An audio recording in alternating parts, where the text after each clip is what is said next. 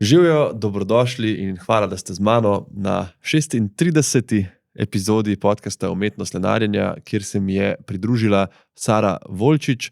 Sara je novinarka, ki že 30 let oziroma več kot 30 let pokriva črno kroniko. Pred kratkim pa je izdala tudi svoj knjižni prvenec z naslovom Leglo zla in dramatičnim podnaslovom Iz oči v oči z najhujšimi zločinci na Slovenskem. No, ta knjiga je name naredila kar velik vtis, ne samo iz vidika teh zgodb o kriminalcih in serijskih morilcih, ampak tudi zato, ker Sara v njej razkriva zelo, zelo iskreno tudi velik del sebe. Se pravi, zgodba mame samohranilke, žrtve nasilja, ženske z zdravstvenimi težavami. V glavnem, moram reči, da je spodbudno sedeti tukaj v studiu nasproti Sare, potem, ko sem bral, čez kaj vse je šla in videti, kako fantastično, iskreno, uspešno in empatično osebo se je razvila.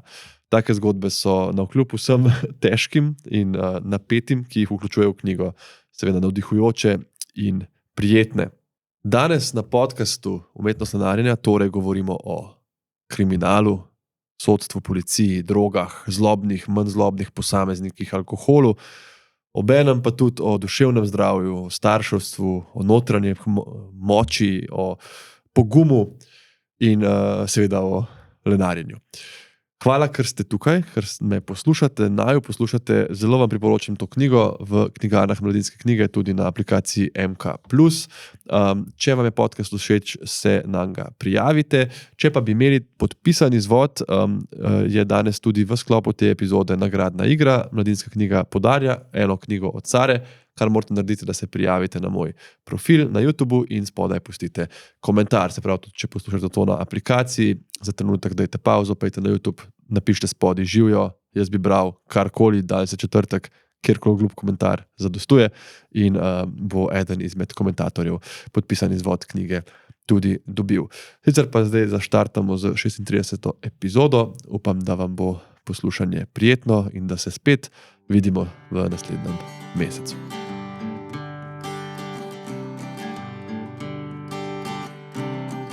A ti je čudno sedeti na tem stolu, če tako rečem? Imaš več izkušenj iz mojega vidika, najbrž, ne? Ja. Spraševalca oziroma moderatorja. Fajn je, če ima človek kontrolo, ampak zdaj, ko sem malo starejša, ugotavljam, da tudi med stalno kontrolo je tudi obremenitev, tako da se začenjam učiti se prepuščati. Pa to se sliši lahko, pa ni, to vem, da ni. Ne. To je v bistvu kar velik strah in kar ena tenzija. Ne? V ozadju je zaupanje do ljudi. Ne? To so neke globinske zadeve, ki izvirajo iz otroštva. Se pravi, če se ti prepustiš, moraš zaupati drugemu, ne? Da ne bo nič narobe, da bo vse v redu. In to je proces, ampak ne gre pa brez nekega lastnega angažmaja, na nek način tudi poguma. To je tako, kot skušaš sam zaplavati, ne? Te strah. A bom zmogel, ne bom zmogel. Tako da vsaka nova stvar v življenju terja en trud, en pogum in vidim pa, da se učimo. No? Jaz nisem vedela, da se bom pri teh letih še toliko učila, ampak zdaj se začenjam pa zares učiti pomembne stvari v življenju. To je krasno drugače. Dokler se učiš, se mi zdi, se razvijaš, pa si človek, pa mislim, to je en argument, ki ljudje rečejo, ojoj, na medicinski fakulteti se boš skozi učil, ni to fajn. Ja. A veš, pa boš imel ogromno znanja, pa to ne, ampak glej, tudi meni je, bom rekel, neprijetno sploh ne, ampak izziv, da imam, veš, tako izkušeno novinarko, pa zdaj jaz sem taki tukaj neki kao, ne, se ni to intervju, ampak se igram ne, se mene voditelja, tudi veseli. Tako da dobrodošla in hvala ti ful za to, da si prišla. A si vedno vedela, da boš novinarka? Ne. Ne, jaz sem otrok, jaz pač imam disleksijo, ko sem jo odkrila šele, ko sem urejala odločbe za hčeri, ko obe nista zmogle branja v drugem razredu in je bilo očitno, da je nekaj narobe. In ko sem hotela njim pomagati, nisem mogla pomagati, ker sem se zatikala na iste stvari. Oziroma ti imaš neke vaje za dislektike in tako ga prepoznaš. Zmečejo besede narobe in dislektik bo prebral normalno in jaz sem videla, da, skratka. Ampak jaz pač kot otrok, tega v našem času ni bilo in sem jaz gledala samo slikanice, slikice, nisem brala, težko sem brala, slabo sem računala. Tako da to bi bila zadnja moja izbira. Nekje, ker bo veliko branja in veliko pisanja, ni šans. Tako da na ključe je hotelo, ampak zgleda, da je tako, ne, da tam, kjer si šibek, se verjetno skriva nekje v ozadju tvoja največja moč. Ali se pa še toliko bolj potrudiš, mogoče, ker se moraš prisiljen. Verjetno, raziščeš nekaj, kar v tebi ne štima in ko to začneš raziskovati, ugotoviš, da tisto, česar se bojiš, mogoče je res eno veliko darilo. No? Spodbudna misel, drugače to se mi zdi. Veš, jaz sem tudi na celo šolanje, osnovno in srednjo šolo, sem imel najboljše ocene pri slovenščini, pa pri filozofiji, pa kemija, biologija in te stvari, s pomočjo katerih zdaj rešujem življenje, recimo sem imel vedno 4, ne. Dobro, 4, to se zdaj, ampak pač nisem bil niti blizu najboljšega performansa, tako da zanimivo, kako nas ljudi kdaj povleče v neko smer. Ja, nekam te nese, ne veš sicer zakaj, to ugotoviš kasneje. In mene je nekako res neslo, tako ko gledam. Nikoli ne bi bila. Mene je recimo medicina zanimala, ampak preprosto ne sam, da sem imela 4, jaz sem imela v srednji šoli popravce matematiko. Enostavno, meni stvari niso bile jasne. Jaz sem gledala, kot da bi gledala belo steno, jaz sem videla, da je črna. Ne? Ampak nisem razumela nekih mehanizmov, ni mi bilo jasno. Tako da ja, ta medicina se mi je potem odmikala, ker me zelo zanimala, ali pa psihologija, psihiatrija, ampak se zdaj kot novinar delam malo vsega. Pa postaneš v bistvu v stručko za vse, sicer ne vrhunski, ampak tako, ne? Vsega se dotakneš. Se pozna, mislim, da zdaj si skromna, ampak če je novinar dober, povprečen, vrhunski, mislim, marsikdo tudi, ko se ne spozna na te stvari, se mi zdi, se opazi. No? In smo tudi hvaležni, seveda, vsi za odlične novinarje. Si pa pol nekako, se mi zdi, zdaj, kakor sem bral, nekako padla, se ujela, se navadila, ker ti je pol, ko si bila v tem poslu, ne vem, si kdaj razmišljala, jaz bi šla, jaz ne bi, najbrž kdaj se mi zdi, da vsak normalen človek ima dvome, ampak te je kar vleklo naprej nekako, kako? A postane to neke vrste, ne bom rekel droga, ampak ta življenjski slog novinarstva, ki je skozi nekaj novega in razburljivega. Ja, jaz mislim, da to izvira iz mene in z mojih spet pomanjkljivosti. Pač nihče me nikoli ni na ta način pregledoval, ampak enkrat me je ena klinična psihologinja, sem bila službeno, pa ne je rekla, vi imate sigurno malo ADHD-ja, se pravi hiperaktivnosti, a vidiš, tle se že prestopam. Ne? Prestopaj se, ni problem. Imamo širok kader. In novinarstvo v bistvu nudi ravno to, da se dotakneš vseh stvari, da se stvari hitro spreminjajo, malo tudi adrenalina, ne, moram reči, ne, je zoprno, ko se stvari dogajajo zadnji hip, ampak istočasno je pa tudi nek drive, ne, ker te drži ves čas je v nekem gibanju. Jaz nisem nikoli imela te mirnosti, tudi to se zdaj skušam, ne? To je zdaj to učenje moje, ne? Obsedeti, ne samo frčati. Sem imela pomisleke, a bi ostalo v novinarstvu, predvsem takrat, ko je postalo življenje pretežko in zame, kot imamo samohranilko, prevelika obremenitev, časovno in tudi psihološko, ker novinarstvo ti ves čas brni v glavi. Ne? Tako kot zdravniki razmišljate za nekega pacienta, pa polne težko rečeš, zdaj je pa glava samo za kuhanje, pa otroke, pa ženo. Tako tudi novinarju, ne? Ideja, kaj bi posnel, kaj bi. Ampak sem hotela že menjati, ampak ne bi šla pa neki PR, pa neki podobno. Šla bi ven na nekaj drugega. Ampak nekako sem premagala tiste krize in ostala. Ostala sem pa zato, ker resnično verjamem, če ne bi tega nikoli delala, da lahko s svojim delom premaknem stvari na boljše. To ne pomeni, da delam tektonske premike, ampak vsaka malenkost na boljše, vsak stavek, ki nekomu pomaga. Recimo, jaz vizualiziram delo novinarja na nek način tako kot knjige. Vsako knjigo, ko človek prebere, če je samo en stavek, da ti koristi v življenju, si napredoval. In tako vidim tudi svoje delo. Pač jaz sem pristaš malih kapljic v morje, vsaka kapljica nekaj pomeni. Zato sem ostala, ker verjamem v to, da novinarstvo lahko pomaga to družbo delati lepšo, boljšo, varnejšo, prijetnejšo, skratka. Absolutno. Očitno se zavedaš moči novinarjev, se mi zdi, da gre to tudi v obe smeri, ne? Ker mi je krasen ta citat Mance Košir, da novinar je lahko samo tisti, ki se zaveda, da lahko z enim stavkom tudi uniči nekomu življenje. Ja. Ne samo, da ti lahko, kot si zelo lepo rekla, delaš pomembne spremembe na boljše. Napačna stvar, nepreverjena stvar in je lahko zelo, zelo hudo. Ali pa dovolj nepremišljena. Bili so primeri, ko so dejansko bom rekla ker nisem sodelovala v teh posamečnih, recimo tem inkvizicijskih napadih na osebe, ki so mogoče tudi ravnale narobe, ampak kako se mi lotimo tega prikazovanja, a mi posežemo, a gremo mi v spalnico, a gremo v spodnje hlače, bom zdaj karikirala, ne? Ali to prikažemo na nek človeški, na dostojen način, bom rekla, z državnostjo, mogoče s pieteto, z občutkom do ljudi, ki so povezani s to osebo. In tukaj je bilo par res, bom rekla, masakrov narejenih na določene ljudi in so se končali tudi zelo, zelo slabo. Tako da to se strinjam. Mance je bila recimo tudi moja mentorca na diplomi, Draga mi je učila me na fakulteti. Ja, ni tako enostavno, ne? In vsaka beseda posredovana v javnost, tako kot praviš, ne, je lahko nožka te varuje ali pa nožka nekomu stori nekaj slabega. Tega se moramo zavedati v vsaki napisani besedi. Absolutno. Zdaj jaz sem prebral tvojo knjigo Leglo zla.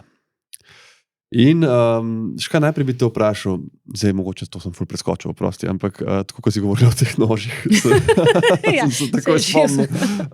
Daj mi najprej povej, kako in kdaj si se odločila, da bi napisala nekaj takega? Ja.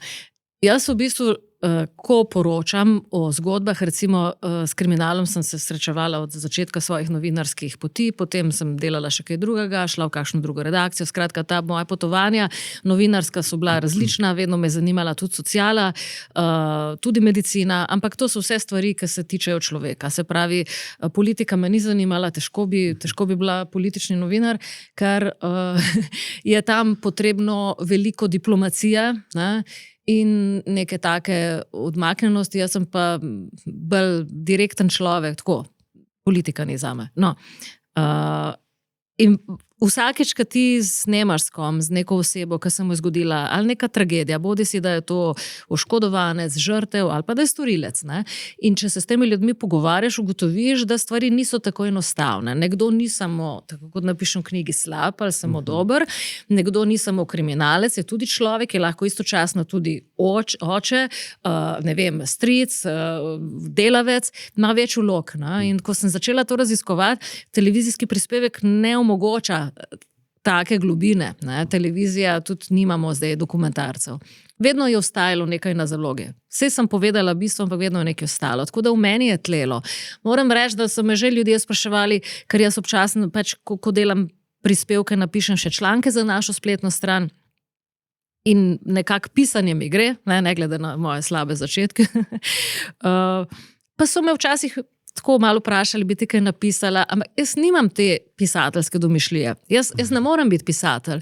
Me pa zelo zanima človekova duša. Me zanima, zakaj človek določene stvari počne. No, in to je tlelo. Jaz sem rekla, nekoč, nekdaj verjetno bom. Ne?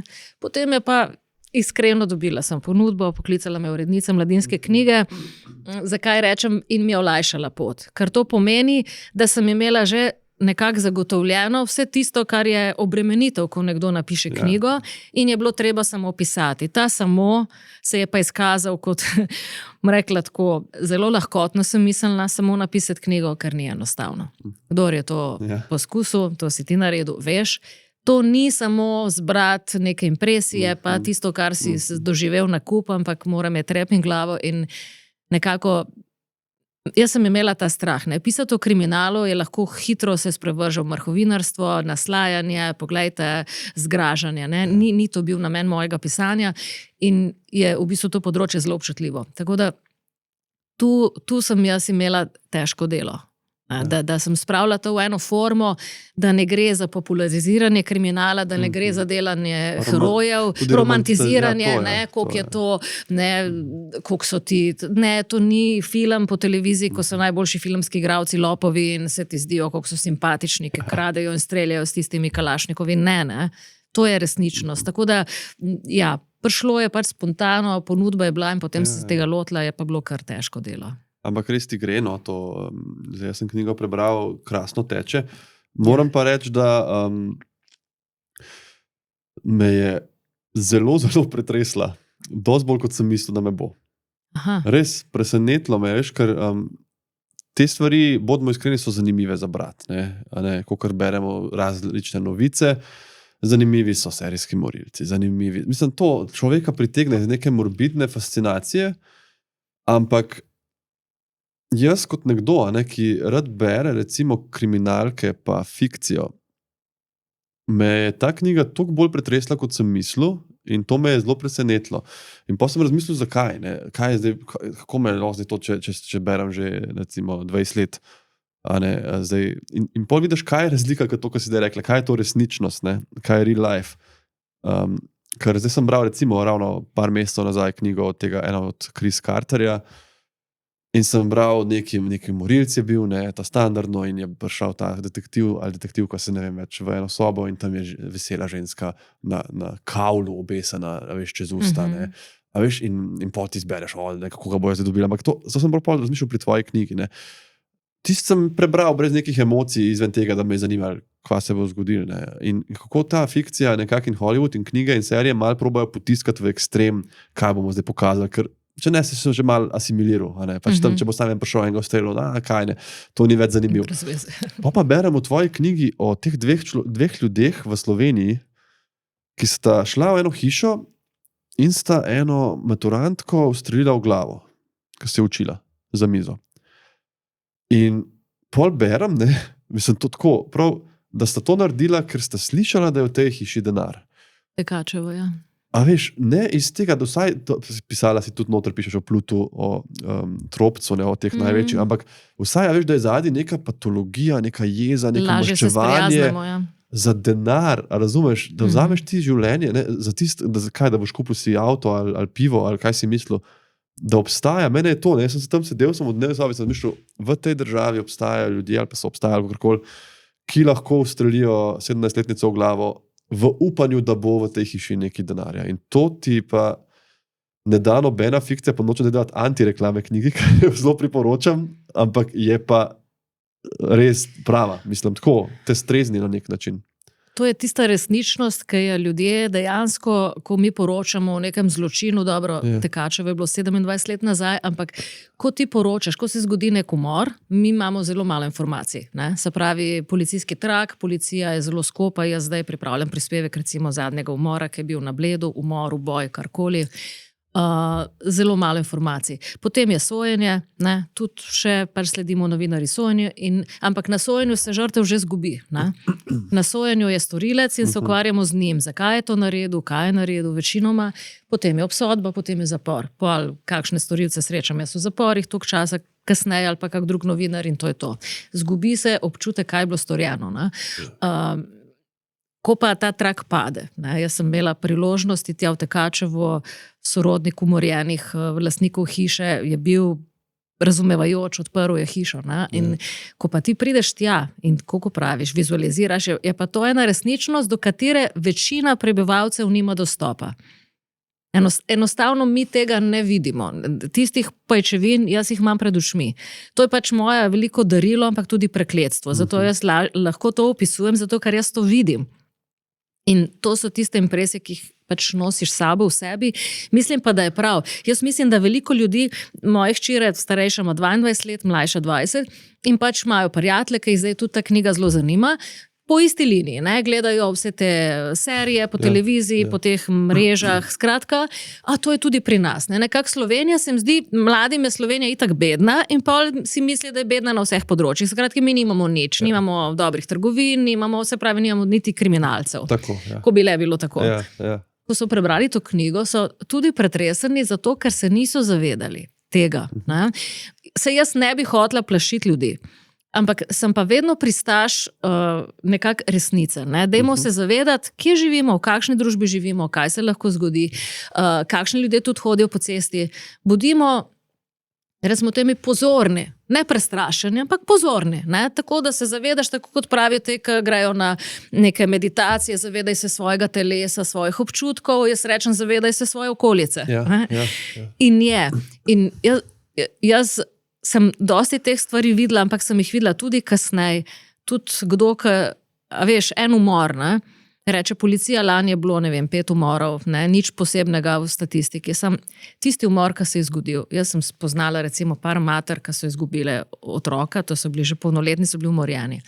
To je doživljenjsko peklensko življenje, tu ni več življenja. Ne? In tu kanček tega opišem, razumeti, kaj en zločin prinese. Ne? Tako da ni to samo en umor, ampak je to uničenje, dobesedno opustošenje, uničenje vsega lepega, ne samo za tistega človeka, ki ga ni več, ampak za vse, ki so bili z njim kakorkoli povezani. In tega je veliko. Pa to lahko delaš tako kot leta in leta, pa se ne iztrošiš na nek način sama. Ravno to, kar opisuješ in super opisuješ v knjigi, kako si pošla na te nekako recimo potem tekačem po hiši in si gledala, kje je on hodil, kaj je gledal, ne, kaj je videl. To je tako fascinantno, ful zanimivo, ampak si predstavljam, da po parih let tega bi šel rad, ne vem, poročati o kužkih. Jaz sem v bistvu oseba, ki sem zelo vedre narave. Ampak to vedrost, če bi zdaj tle, ne, tako malo se počutim kot en kloven. Tako, če bi jaz sebe opisovala nadaljavo, da bi se gledala kot osebo, bi bila kloven. Ampak klovni zabavajo celo množico, so smešne, pa globoko v sebi so žalostni. Ne. Mene to dejansko žalosti. Mene vsaka zgodba, ki se me dotakne, razen tiste, ki jih pozabim, ampak najhujših ne pozabiš, nažalost, ostanejo z mano. To bi jaz težko bi rekla, da niti ne nesem tega domov, ne nič. Ne vpliva na način, da bi bila zagrenjena, sem pa žalostna. Žalost imam v sebi, moram priznati, ampak tako, ti ljudje, povem iskreno, ko sem jaz z njimi se pogovarjala, pa če so bili povezani z nekimi zločini, bodi si kot storilci, tudi storilci si sebi zelo poslabšajo življenje svoji družini. To ni. Pustimo, mogoče en del je takih, ki jim je čist ravno, pa so čisti psihopati, ampak vsi, ki so deležni zločina, ki se jim je zgodilo nekaj slabega, pa ni treba, da je samo umor. Lahko je nek rop, lahko je nek napad, huda telesna poškodba, si traumatiziran ali pa da te evropajo.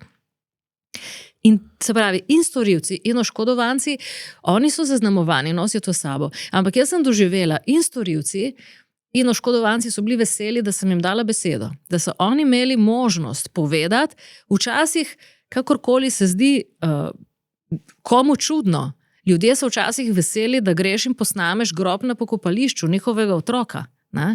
Recimo, pa da posnameš kamenčke, recimo, ko je umorjena hči, in otroci hodijo na grob mamici in dajo kamenčke. Zakaj? Zato, ker nočejo, da je tista smrt za manj. Hočejo, da se vidi, da se ve. In mogoče bo to preprečilo neko novo smrt jutri, čez leto in dan. Tako da, in ta hvaležnost, ta občutek, da se ne obrnem stran in da slišim to njihovo bolečino, mi daje nek občutek, da je prav, da to delam. Se pravi, da se ne iztrošim, nosim to sabo nekaj časa, ne vem, zdaj imam jaz pred očmi, ko govorim tebi, ko povem stavek, vidim te ženske. Večinoma so ženske matere, tudi zato, ker se lažje izpostavijo. Imam tudi jokajočega očeta, pustimo, ne, iz Tolmina. Ampak mislim, da je prav. Iztrošim me, ne, čutim pa pač to, ker če bi delala kužke, živali imam zelo rada, ne, bi pač prihajala domov nasmejana, tako pridem včasih žalostna. Ampak vse to, mislim, to je tudi del življenja. Veš, da je tudi ljudje se kdaj besno uklepajo tega, da ne bi nikoli čutili stresa pa žalosti. Pa, ne, tudi tako, jaz sem tudi veliko predavam o tem od druge knjige naprej in marsikdo mi reče, ne, a ti si pa zdaj vedno miren, pa vedno srečen. Pa to ni človeško, ne, sej meni tudi pacient umre, ne, pa kličeš svojca, pa si tudi zapomniš, da je, ampak bottom line je pa to, kar si rekla važno, ne, da imaš občutek, da delaš to za nekaj dobrega, ne, da nisi ki teži, pa tam v filmih tudi v teh kriminalkih, ki ti gledajo na živce, ste ponovadi novinarji prikazani unija, veš, ki težijo, pa trkajo vrati, ampak da to delaš iz neke pravilne motivacije. Meni, evo, jaz lahko rečem, da si mi totalno odprla oči, tudi da živim v nekem mehurčku, ne, seveda, vsak si oblikuje neko družbo, pa neke ljudi okoli sebe, pa neko okolje in imam pač čudovito okolje in se počutim, dejstvo je, da v Sloveniji je bistveno bolj varno, kot v Detroitu, pa Bronxu, pa to. Ampak vseeno, a veš, jaz recimo, če bi meni rekel, a misliš, da lahko greš na Koseško tržnico, pa te dajo v en kombi, pa te utopijo v Savi, če jim ne daš denarja, bi jaz rekel, da nekaj ti gledaš preč filmov, a veš. Ja. Poberem tvojo knjigo in se rečem, ok, mogoče tudi jaz, kdaj prevečkrat grem tako sam s telefonom, a veš, musko ne gledam okoli sebe, veš, po cesti. Ja. Jaz sem treniral drugače ta jiu-jitsu pri enemu trenerju iz Brazilije in on nam je tudi govoril, saj super, Carlos še zdaj uči v Ljubljani, kako ko hodiš po cesti, glej, tudi tako, malo položaj drugih ljudi, pa če je kaj čudnega se dogaja, pa če ti kdo za tabo hod, pa sem si mislil, a veš, dobro, on je iz Brazilije, on to ne ve, on njega je strah, ampak mislim, to si mi definitivno, daleč od tega, da si me naredila paranoičnega, ampak predstavlja si mi pač nek svet, ki ga mogoče res nisem poznal. Ne? Ja, jaz hočem reči, večina staršev, tudi jaz sem za svoje otroke vedno poskrbela in prav je tako, neko varno okolje. Zdaj, če bi vedela, da je nekaj zelo potencialno nevarnega, veš, da jih zaščitiš. Sam po drugi strani, ko pa otroci začnejo malo odraščati, pa nimaš več take kontrole. Ne? Zato ti moraš, jaz sem pač tudi jih na isti način opozarjala, da ko je zelena na semaforju, ni zelena, dokler se avto ne ustavi. Ne? Ker so bili primeri v Ljubljani, ko so pač ubili majhne otroke. Zakaj rečem ubili? Zato ga pač to je na nek način tudi na silo povzročena smrt. Ker pač je bila zelena za otroka naravnost in je bila zelena za tovornjak, ki je zavijal levo in ga je zgazil. Ne? Grdo rečeno zgazil, ampak ja. Tako da v bistvu jaz rečem, opreznost je tako kot znanje. Ne? Se pravi, evolucijska prednost. Ne? Na nek način se kdo je preživel v evoluciji. Ne? V bistvu strahopeci, ker kdor se je zavedal nevarnosti, kdor se je malo bolj bal, je všel nevarnosti. In to na nek način ni fajn, da smo anksiozni. Jaz sem že na momente malo anksiozna, ampak ne zaradi službe, ki jo upravljam, ampak fajn pa je imeti malo te garde, tako kot praviš ti. Pa ne, jaz hodim po cesti, pa tudi gledam, lahko bi kak avto priletel. Danes ni naključje, da se zakadi avto v množico. Če vidim in imaš situacijo, ko norijo mimo, enkrat me je skoraj tule pržala, sem šla v trgovino s hčiro, pa s kužkom, smo ga še imeli, grem na prehod za pešce in z daljave, pač preden grem na prehod, 200 metrov daleč pogledam avtomobilov, se odpravim z otrokom čez prehod. To je bilo že nekaj let nazaj. In spet šokiram in ta avto ne ustavi. Na koncu sem sam zalaufala. Človek, po mojem, bil zadet v nekem BMW-ju ali Mercedesu, skratka avto, on ni ustavljal. Ampak če ne bi jaz 17krat pogledala in šokirala, a gre, in ko sem videla, pa smo sam zalaufali. Tako da, fajn je biti pozoren na svojo okolico, konc koncev. Ja, je pa vseeno nekje, ni rdeča nit te tvoje knjige zame bila, tako bom rekel, nekako edukativna, dejansko se malo bere kot kriminalka. Seveda s tem žalostno resnico, da v našem svetu in življenju jih tudi včasih te napadalci in morilci pač niso najdeni, niso obsojeni. To je še ena razlika od kriminalk. Se mi zdi, ko bereš neko kriminalko, se tako malo veseliš, tudi da ga bojo ujeli, ker je to neka obljuba, ki jo avtor nekako more, skoraj si malo, razočaran, če tega ne naredi. Seveda ne more dati nek ful zanimiv zaplet, pa napisati in detektiv je rekel, to je bilo pa res težko, ta je ušel in pa je konc knjige, noben ne bo bral. Pri tebi sem pa točno to tudi videl, kar si pisala zelo dobro v teh sodnih procesih, kako poteka, seveda vsak je nedolžen, dokler se mu neizpodbitno ne dokaže obratno, ta zanikanja, laži, pretvarjanja in na konc, kot nekdo res, ki ima zdaj toliko izkušenj s tem, recimo, če te tako vprašam, bi rekla, da drži ta naš sistem, policija, sodstvo, tožilstvo. Pravosodni sistem je dobro postavljen in mislim, da je postavljen na način, da so varovane človekove pravice. Kar je prvo, Kar je osnova, kar ne bi želeli, da zapira ljudi po krivem, da so po krivem obsojeni. Tako da jaz mislim, da pravosodni sistem je dober. Kaj se mi pa zdi, da v bistvu je malo skrenulo, oziroma da je iztirlo na nek način. Bom povedala primer, ker sem bila še mlajša novinarka za časopis Dnevnik v Kopru in ni mi bilo jasno takrat. Sojenje, koprsko primajo neko mamilarsko združbo, preprodajalce z mamili, jih dobijo, celo posnetki so bili, smo gledali to na sodišču takrat, kako so, hecno me je bilo, ker je bil en kriminalist, ki je bil res, recimo temu, obsežen, predvsej v krogu, in take kodrčke imel, blond, velik, res filmski lik. In mi ni bilo jasno, kako hitro je lahko ta človek tekel, kako vidiš ti, Skratka, on jih je ujel, ali kaj? Kazali so neko tek, takrat so bili ti posnetki in jaz sem rekla, wow. Ampak ni važno. V tem primeru so prijeli prekupčevalce mamil, so dobili mamilo, so dobili vse. te storilci so bili oproščeni, mamilo jim je ostalo v rokah in jaz sem nekaj čakaj. Zdaj mi nekaj ni jasno. Dobiš lisico, ki ima svoj nos v marmeladi, marmelada je pojedena, lisica je še vedno, in pač ok, v redu. In sem rekla, kaj napišem na to mamilo, kaj je zaseženo? A je prinesel božiček to? Kako to, če ne drugo, moraš dati na uničenje. No, in to se zdaj gremo v teh procesih, vse je okoli zakonitosti zbiranja dokazov. Se ne ukvarjamo s tem, kaj je bilo storjeno, ampak na kakšen način ste vi tole zdokumentirali. Se pravi, jaz rečem, to je tako, kot da bi učiteljice v srednji šoli naenkrat pri spisih, pri esejih, ker imaš več stvari, imaš vsebino, imaš postavitev, imaš pravopis, ocenjevali sam še pravopis. Ni važno, kaj se zgodi, samo vejice so važne. In to se zdaj gremo. In jaz mislim, da ta sistem... Ne vem, res, nimam pravne izobrazbe, ampak ljudje zgubljajo zaupanje v sodstvo zaradi tega. Ker se ne gre več to, kaj je kdo naredil, ampak na kakšen način, kje je tista vejca, celo za nazaj se gre. Nek dokaz, ki je danes vzdržen, se ga bo sesuvalo v naslednjih sojenjih 10 let, dokler ne bo tam en sodnik rekel, ja, tisto pa res ni bilo prav. Ampak če je bila neka odredba, dovolj močna, da so v določenem prostoru in času neko hišno preiskavo naredili, ne moreš ti tega čez 10 let sesud. To je tako, kot da bi na medicino pal neke postopke, ker ni bilo nekih naprav šli, reči, ta operacija je bila narejena narobe, ker ni bilo te nove tehnologije. Pa ne samo to, kot si rekla, recimo zbijaš za 10 let nazaj, da ta odredba o hišnem preiskavi ni bila zakonita. In ne samo to, ampak recimo, da so na tej preiskavi najdeli not tak, ne vem, krvav nož, zdaj pa tega ne smejo več upoštevati. A ni to bizarno? Ja. In to... Kot da bi rekel, pa ta operacija ni bila uspešna, pa bi jaz rekel, ampak pacient je preživel, pa je boljši. Ja, samo vsem. Ste naredili narobe. Zdaj vemo, da ne bi smela, ne.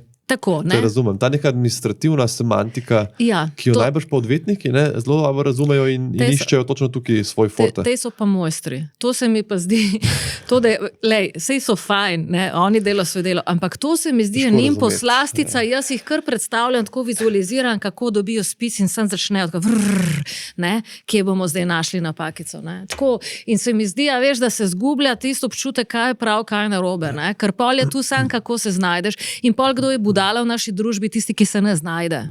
In gre en tak občutek. Jaz sem se danes prepeljala s svojim avtom, ki ga imam 22 let. Kredit sem vzela za njega, ker sem imela datum poroda svoje hčere prve. Ima 470 tažnih kilometrov. Jaz sem vesela, da ga vozim. Za večino ljudi sem največja budala, ker kdo vozi tak avto, neko staro škatlo, ker razmišljam, a bom prišla še do tehničnega do konca leta. Denar, stvari, premoženje na čim lažji način, neumen je tisti, ki se mater za službo, neumen je tisti, ki si predela sive lase, neumen je tisti, ki hodi s podočnjaki okrog. In ta miselnost, in ko ti dobiš neke hude kriminalce in pač zadeva na koncu propade, pa hude kriminalce dobiš seveda z nekimi zasegi in to, pač ljudje zgubijo pač zaupanje, da se zgodi tisto, kar je pravno. In da je kazen. To je tako, kot v osnovni šoli, veš, če si imel koga v razredu, ki je delal galamo, pa je pol bi učitelj drugega kaznoval, veš. Jaz del brez veze, zakaj ne posi delal pol galame? Ne, če tisto gre. Tako da to je zdaj ena taka situacija, da mogoče malo neprijetna. Ne vem, kako se iz tega gre. Ne vem, ampak zdi se mi, da je kakšna stvar res mogoče, ne vem. Kaj sam je pa se mi zdi spodbudno, da to, kar sva zdaj opisvala, te izločevanje dokazov, pa te lovljenje ljudi na vejcah, spet izhaja iz tega predpostavke, kot si rekla, da je treba primarno varovati ljudi, da ne bodo zaprti, pač nedolžni. In zdaj, najbrž kdaj se koga oprosti, ki bi mogel sedeti, po drugi strani je pa še manj možnosti, da... Mislim, pri tem sistemu mene moti tu se mi zdi nekako nepravičnost, da, če se že gremo vejce, ampak to pregledovanje, iskanje vejc, pač si lahko bolj privoščijo tisti, ki ima več denarja. Recimo, da bi vsi imeli lahko Se pravi, nismo čisto enake, ker, a veš, so določeni res mojstri vejc, jih bom poimenovala, odvetniški mačkoni, kot jih imenujem, in te bojo našli vejce. Ne more si pa vsak privoščiti tega mačkona. In tu v bistvu so ljudje, kakšen bo obsojen za nek zločin. Jaz vedno pravim, kazen mora biti. Mene so nedavno spet ujeli, sem pustila, pač hči je imela rojstni dan, sem parkirala, vse 4 sem pustila, nisem parkirala avta, pridem gospod, no, ta je vaš ta avto, so bili policaji, so slikali, sem rekla, sem zavila za očmi, ampak je prav, nisem poiskala parkirišča, a veš, jaz se zavedam, kaj jim pravi narobe, ne glede na to, da mi ne paše. In jaz bi vedno rekla, da če je nekaj narobe storjeno, je prav, da družba ta dejanja obsojenih tudi pravilno kaznuje na tak ali drugačen način. Bi bilo mi pa bolj všeč, če bi ne bile take razlike med bogatimi in revnimi. Ampak to je zelo zanimiva poanta, nisem nikoli pomislil, v resnici neka neenakost pred zakonom nastane na ta način, seveda, ker so odvetniki različni, tudi različno je, če ti lahko plačaš 4 odvetnike namesto enega, valjda se bojo več stvari spomnili. Ja, ali pa tako, če pogledaš, kdo pač uporabljam te medicinske primerjave zato, ker si ti zdravnik in zato, ker tudi ljudje razumejo. Sem hvaležen. Če greš na neko operacijo, hočeš, da te operira najboljši, vrhunski. In če bo to stvar medicine, se bo to večinoma zgodilo v res zahtevnih operacijah. Ne bojo dali nekega začetnika. Zdaj, če si pa ti revež, boš pa dobil lahko tudi začetnika, odvetnika. To ne pomeni, da je on slab, ampak vsekakor nima znanja in izkušenj, da bi tebe branil na tak vrhunski način kot kdo drug. To so izkušnje, kot si rekla. Po lepo slovenska fraza z vsemi žalbami namazan, se mi zdi tudi, ne samo znanje. Veš kaj, tole si omenila malo, nekako je to neka epidemija, bom uporabil ta izraz tega upiranja sivim lasem, dela. Veliko ljudi misli, da če si zaradi službe kdaj neprespan, utrujen, nimaš časa zase, a priori živiš narobe. Jaz se proti temu tudi probam aktivno tudi govoriti, ker po eni strani zagovarjam, tudi dobrodošla na podcastu umetnost lenarjenja, ampak po drugi strani pa se mi zdi, da iskati življenje, kjer ni odrekanja, vodi samo v ekstra stres. Neke najlepše poslanstva v življenju, tudi starševstvo recimo, bodo zahtevala odrekanja sebe za druge in tudi določene službe, vključno svojo in mojo službo.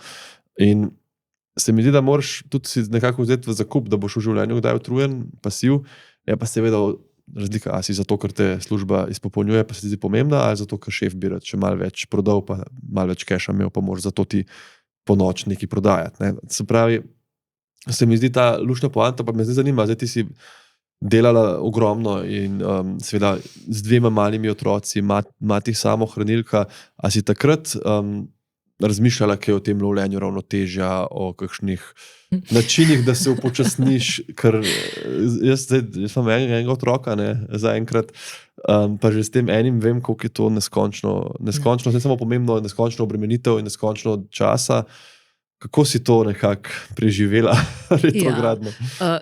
Nisem prišla iz tega ven nepoškodovana, ampak noben starš ne pride. Jaz dejansko imam izjemno rada otroke, imam pač 2, če bi imela možnost, bi jih imela več, pa ne iz nekih verskih vzgibov, ampak otroci so mi res všeč in so življenje. Zelo veliko sem se izmučila. Jaz sem imela tudi obdobja, ko sem tudi kaj zbolela, sem tudi obležala in sem bila resnično, recimo temu, modern izraz je danes izgorel, ki ga uporabljajo tudi že študenti, recimo, kar se mi zdi nekako krivično. Ker jaz rečem, imela sem trenutke, ko sem bila tako v slabi koži, to je bilo pa malo po tistem, ko sem ostala sama, tudi psihično sem bila zlomljena, se po 3 dni nisem stuširala. Nekdo, ki je izgorel, si ne naredi make-upa in gre s prijateljcev na kavo in o tem debatira. Ampak je izgorel. Mu je voda, ga boli, ko jo da na kožo. Sem imela te trenutke, ampak po drugi strani pa brez nič ni nič. Včasih so ljudje, če gremo nazaj v mojo generacijo, moji starši, mi smo kupili hišo v 4. gradbeni fazi, moji starši niso imeli denarja, vrstno hišo. Mi smo imeli, na mesto zaves smo imeli rjuhe. In stopnice so bile samo železna ograja, smo pazili, da ne padeš, tam bi se ubil, če bi padel, ker ni bilo denarja za les. Se pravi, brez nič ni nič. Danes se mi zdi, da bi ljudje vse na hitro radi. Radi bi bili, ne vem, veliko jedli, pa bili suhi. Ne? Radi bi bili stari, pa bili mladi. Pač ne gre. Ne? Ti v življenju, vsaka stvar, meni je všeč tale avtor York Bukej, ne vem, kako se pravilno izgovori. In on napiše, vse dobre stvari stanejo. Vse stvari, pa ne nujno v denarju. In ti pač preprosto, to je ena matematika. Ne? Če nekaj hočeš pač imeti, boš mogel za to nekaj vložiti. Ne? In imeti otroka je čudovito darilo, najlepše, po mojem, ki obstaja, ampak veliko stane, ker je toliko vredno, moraš veliko vložiti. Isto je s službami. Jaz mislim, da ni službe, ki bi človeka pustila, če resno dela, nepoškodovanega, da pride v pokoj zdrav in mehek in da nima neokvar recimo karpalnega kanala, vratnih vretenc, nekoga, ki dviguje drugih stvari, drugih struktur, ženske, ki delajo v gostinstvu ali pa moški, krčne žile, pač ni, ker mi smo kot avtomobili.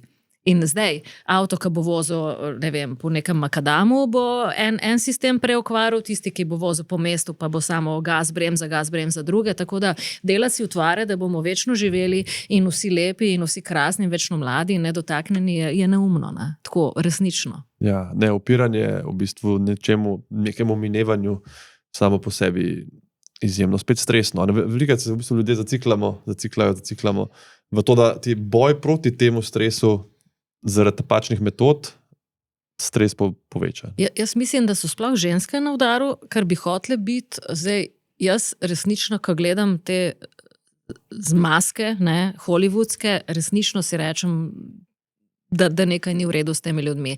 Ker pač ženske se staramo in prav mit je zdaj, ženske moramo biti mlade in lepe in suhe in ta tekma, to kaj vse ene vložijo, kaj si vse na obraz zmečejo vsako jutro, to verjetno traja 2 uri, dokar si naredi cel tretma za nek rezultat, ki se meri mogoče v parih procentih. Mislim, resnično nepotrebno. Ne? Pa ne, da si želim... Če greš še dol, grejo še na plastične operacije in mislim, vse to so tudi motnje. Ne?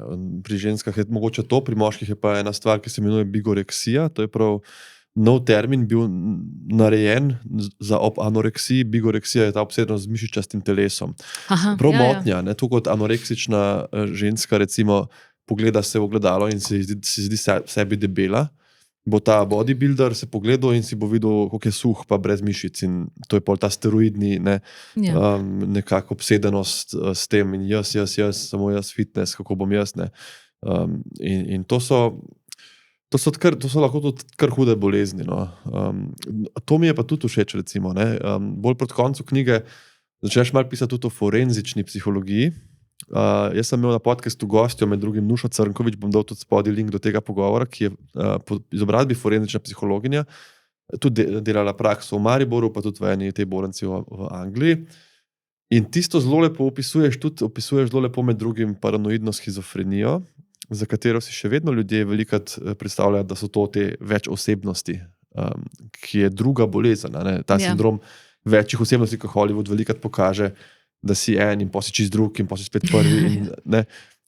To je čist druga bolezen kot ta paranoidna shizofrenija in se mi zdi, da zelo lepo tudi pišeš o tem, kako te ljudje, kakšni grozna stigma je še vedno okrog tega. Ja. In koliko škode lahko recimo ti narediš, če delaš intervju frontalno, a ne namesto, da ga snemaš od zadaj, anonimiziraš in tako naprej. Slovenska družba je zelo obsojajoča. Jaz ne vem, kako druge družbe funkcionirajo, ampak je zanimivo. Ne? Če vemo, da nekdo ful krade, pa je nek direktor, pa počne lahko tudi se druži, počne čudne stvari, v redu. Dokar je on doma, dokar vozi tistega svojega, da ne bom imenovala znamka avtomobilov, no, tisto svojo mašino, dokar vse štima, dokar 2-krat na leto naredi piknik za sosede, je v redu. Čeprav si vejo, da je nepošten, da golfa, da je lahko tudi pač, ne vem, ženi nezvest, skratka, da je en lopov. Ne. Ko se pa ti pojaviš, ali v zaporu, ali v neki psihiatrični ustanovi, si nekaj naredil, ti dobiš štempelj, na sredi čela ga dobiš in ti si zaznamovan za vedno. Ne. In tega jaz pač ne morem razumeti. S tem, da če mene vprašaš, ni normalnega človeka. Jaz nisem normalna. Jaz mislim, da vsak človek je na spektru nekih osebnostnih motenj, nekih jaz mislim, da ni čisto funkcionalne družine. Vsaka ima, bistvo je samo v tem, kako se uravnavaš, ne? Kako skušaš tiste pomanjkljivosti, ki jih imaš, uravnavati in nekako skušati omiliti vse skupaj. Ampak ko pa za nekoga zvemo, ta je bil pa recimo v psihiatrični bolnišnici ali pa ta je bil na zdravljenju, ta je, ne vem, imel težave z mamili, ta je imel to je pa značka in to bo za zmeraj tako. In ti ljudje dejansko, kaj se mi je zgodilo v življenju, kaj slabega, recimo, ne, ta fant, ki ga opisujem, 2 imam, ne, zlasti ta drugi, prvi je več let uporabljen, zlorabljal droge in je dejansko tudi ne živi zdaj zunaj, ta druga živi zunaj. To je čisto normalen, lušen dečko, visok, ne? Ampak in on sprejema svojo bolezen, on je zelo kritičen do tega, ampak je rekel, če se jaz pokažem, tle bo pogrom, pa ne sem name, na celo familijo, to je tisti, s prstom bojo kazali, tako da tu smo zelo nezreli, ne? In istočasno ponavadi najbolj s prstom kažejo tisti, ki bi bili tudi potrebni kakšne ure psihoterapije, ampak ne, to tako je. Tukaj moram izkoristiti zdaj ta svoj kanal, ker sem vendar zdravnika, ne, ker si omenila tudi droge v povezavi z shizofrenijo, ker to je pa ena stvar, ki je ljudje ne vejo in jaz nisem tudi vedel, dokler nisem šel na medicinsko fakulteto, ne, ta trava in marihuana, ki se tako ekstremno zagovarja in prosi in legalizacija in to, ne, in tako. Kakšen ekstremno pomemben dejavnik tveganja je prav kajenje marihuane za razvoj psihoze, sploh če smo genetsko nagnjeni, recimo imamo že nekaj v družini, pa mogoče ne vemo, da imamo. Ne vemo, ja, to je to. Imamo neke genetske zapise, temu se pa reče epigenetika, vpliv zunanjosti. Kajenje trave značilno izjemno poveča tveganje za te hude psihoze in kot ti enkrat srečaš človeka s shizofrenijo, službeno, kot sva ga midva recimo oba, to je res, to je izjemno težka, huda bolezen, ki razširi to kot vse te hude bolezni od raka do demence, na svojce, na okolje, na funkcioniranje v družbi. Daleč od tega, da ratejo vsi kriminalci, ti si opisal 2 kar taka resna zapleta, ne, tudi te bolezni, sploh ni treba, ne, to so ljudje so kdaj samo umaknjeni, ampak ne more funkcionirati in res, mislim, ni uredno, pač se to lahko vsak zase oceni, ne, zdaj ta legalizacija gor dol, mene so za neke izjave ob tem zakonu spraševati, kaj naj točno povem, ne, mislim, nekaj je zdaj medicinska raba, pa tudi tam ne vem točno, kje se uporablja pri kakšnih paliativnih bolečinah, ampak kar hočem reči, vsak naj se odloči, ampak naj se zaveda, kako izjemno škodo si lahko, pa ravno kje je vrh pojava shizofrenije, tam 16 do 20, 22 let starosti, kjer ljudje... Ti moraš vedeti, da na forenziki, jaz imam 20 knjiga, ne? Ampak dejansko je velik del ljudi, ki so tam pristali, ki so zakrivili kazniva dejanja, je začelo s travo. Ne? In v bistvu predstojnik enote za forenzično psihiatrijo, to je dr. Pustoslemšek, on dejansko apelira in poziva, naj se ljudje pozanimajo, kar podcenjujejo to. Moramo povedati, da danes travo začnejo kaditi tam pri 13-14. In so primeri, ko so toliko stari otroci, težko jim rečem, niti mladostniki, 13-14 let, že zakrivili hude kazniva dejanja. In problem pa je, ker so to nezrela bitja. Če se tebi bo začelo zdaj nekaj, da boš ti mene začel videvati le v barvah, pa da plešem ali nekaj, boš rekel, nekaj mogoče z mojim dojemanjem ni v redu. Ko je pa to mlada oseba, ne, oni nimajo razvitih teh, nimajo izkušenj, oni ne vejo tudi prepoznati, da je nekaj zelo narobe. Oni samo verjamejo tisto, kar se dogaja. In jaz sem zelo nasprotnik v bistvu te marihuaniziranega obdobja. Vse si bomo mazali, komolce, vse bolečine bo minile, jaz imam fibromialgijo. Celo nek maser mi je enkrat rekel, kiropraktik je bil, kadiš travo, vse kaj ne, ja pa bi mogla, to bi hitro to zrihtala, vse bi jaz to travo zrihtala, resnično, tako kot si rekel, če si terminalni bolnik na katerem koli področju, jaz bi takrat tudi kamne jedla, heroin bi vzela vse, kar imaš, ne, in hočem reči, ne moramo pa za teh par, bom rekla, res ekstremnih primerov reči, to je dobro za vse. In še nekaj, vsa mamila in tudi alkohol, kaj se zgodi, ko vzameš, v bistvu te pasivizira, ne, tebe te stvari zadanejo, tako kot če bi jaz vzela 7 analgetikov zdaj, ne, bi bila počena in bi bila tudi neaktivna, torej odvzame ti sposobnost nekega objektivnega doživljanja sebe, svoje okolice, torej ti v bistvu možgane ti papa ali ti jih uspava, in to ni dobro. Noben me bo prepričal, da je to dobro. Ne? Ja. alkohol, ne, to je pa ena tema, ki pa jaz mislim, da se ne moramo dovolj o njej pogovarjati. In pa sem še prebral to tvojo knjigo in me je stisnilo v srcu, kako je to je povsod, še pri teh najbolj grozljivih nekih serijskih morilcih, nasilnih, ki ne moreš najti nekega sploh upravičila, ne. Ampak še tam, ko si ti, kar te bom še spraševal o tem tvojem pogumu, ko si se usedla z njimi, kakšnimi pa se pogovarjala, tako kot se zdaj midva, in še on reče, ja, sej, fotor je itak pil, pa sem jo začel piti, pa je mama pila, pa smo pili, ampak to je tako vsak dan je, a veš, če primerjaš recimo s heroinom, ne. Redko kdo bo rekel tako, mim grede vsak primer, ja, dej se prejšnji petek sem se pa zadev, pa zdaj sem spet zadev. Bo ljudje kar tako malo, a si ti drugaraš, a veš, to pa je malo, ne. Če bo rekel travo, spet ne bo problem. Ti tle spet vsi, Ampak pri alkoholu je pa to tako samoumevno, je meni to tako grozljivo, strašljivo in koliko, zgovoril sem z eno super zdravnico par dni nazaj, mi je rekla, da ona ocenjuje, ne, to ni zdaj uradna statistika, ampak ona dela v CIM, to je največja intenziva interna, ne, največja intenziva kliničnega centra, oziroma internistična intenziva. Je rekla, da po njeni oceni vsak drugi sprejem v to intenzivo je zaradi alkohola. Prav, vsak drugi, ali je nekdo se zaletel, stepel, padel, jetra, srce, karkoli, ampak pač zadaj je to. Kako je lahko tega, mislim, to, a veš, vsaj na čike so napopali, gnila pljuča, one slike, a veš. Družba je prepita.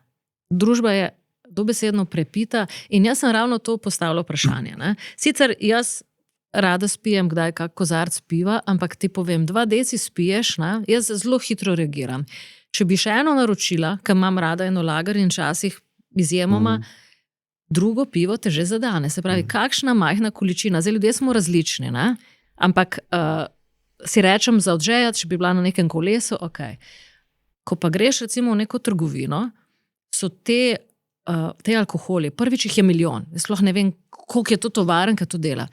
To so tako privlačne embalaže, da bi si jih jaz vse kupila in nesla domov, kam jih je lepo gledati. To te dobesedno res premamite, da bi kar vzel. Ne? In jaz mislim, da se v tem sploh ne govori več, ne slišim. Ne? To se pravi, alkoholi, kar mi mislimo, to je spet nek stereotip. Alkoholik je, ne vem, tisti pijanček vaški, ki je ves z rdečim nosom, zabuhlim. Ne, ti imaš funkcionalne alkoholike na zelo visokih nivojih. Ne? Ja, tako. In pač vsaka stvar, ki se zgodi v družbi, je zraven alkohol. To je meni super knjiga od Šaleharja, Miha Šalehar, Notranji pir, točno to piše. Mi mislimo, to si je on napisal, kako si je on sam sebe razlagal. Saj jaz hodim na kolo, pa prehtim marskoga, pa sem fit, pa delam, pa imam kariero.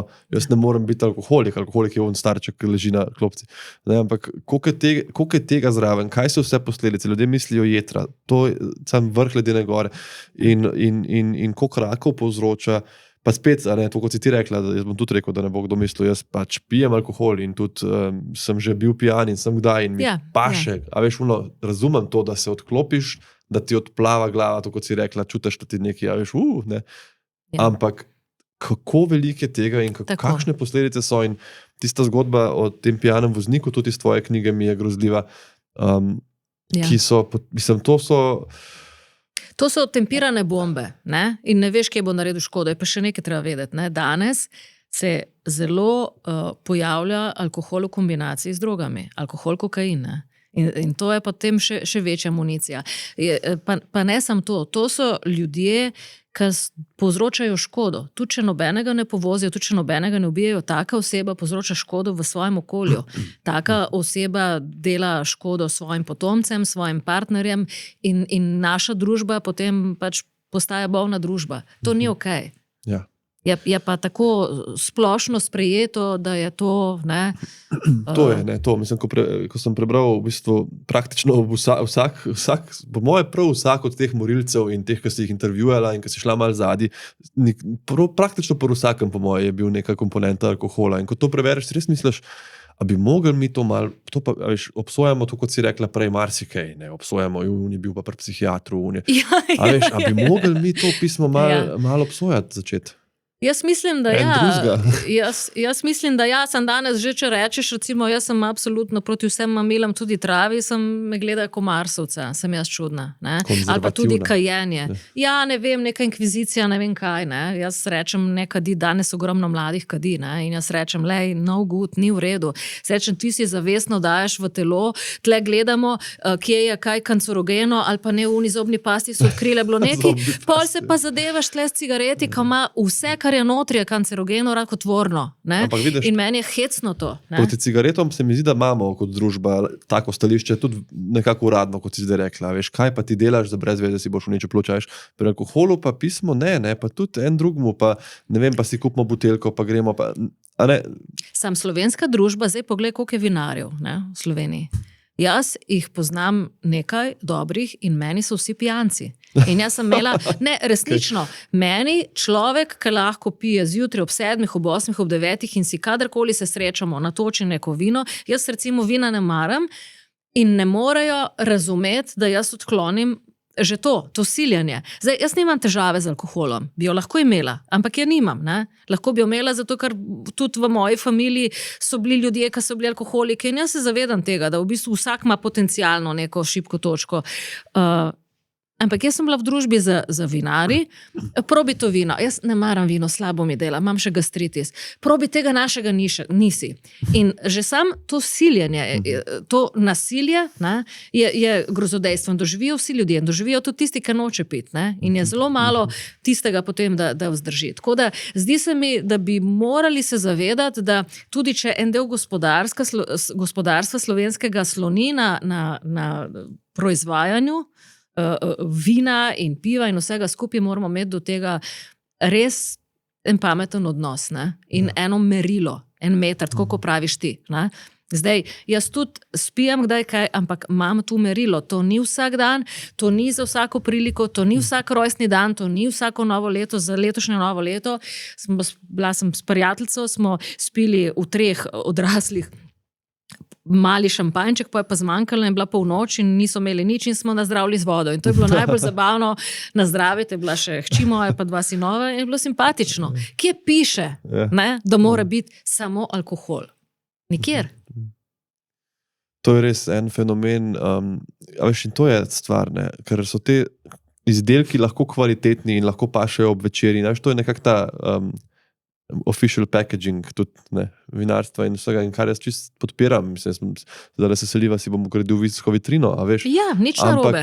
Ampak, a veš, kdo bo pa zdaj, a veš, daš pa moč tega samoregulacije vsakmu posebej. In veš, da ljudje smo bolj, drugi manj kritični tudi do sebe. In tudi problem alkohola v stiskah, in jaz sem imel podcastov, zdaj mogoče se kdo reče, da spet o tem govorim, ampak imel sem z večjimi, dr. Onja Grad, v povezavi s samomorilnostjo, kakšen pomemben dejavnik je alkohol. Ja. Dr. Sanja Rozman, zasvojenost. Mislim, govoril sem o tem, že nakladam, ampak to se mi zdi, da to pač, če eno stvar dam v svet, je to, da ne gre za nekaj preprostega, pa nekaj nedolžnega v nobenem smislu. Pustimo jeter, tudi če jeter ni, recimo, da imamo neuničljiva jetra, še vedno. Je tu, no, tu bi mogoče nekaj dodala čisto osebnega, ne? Kdaj ti vzameš alkohol, ne? Je zelo pomembno. Ali ga vzameš, ko si okej, ko nekaj praznuješ, ali ga vzameš, ko sem jaz ostala sama. Jaz sem pač zelo hitro ostala samohranilka, moja mlajša hči je imela takrat 5-6 mesecev, ta večja imela 2 leti, 2 leti, 3 mesece so narazen, skratka slaba 3 leta. Jaz sem padla zelo veliko stisko.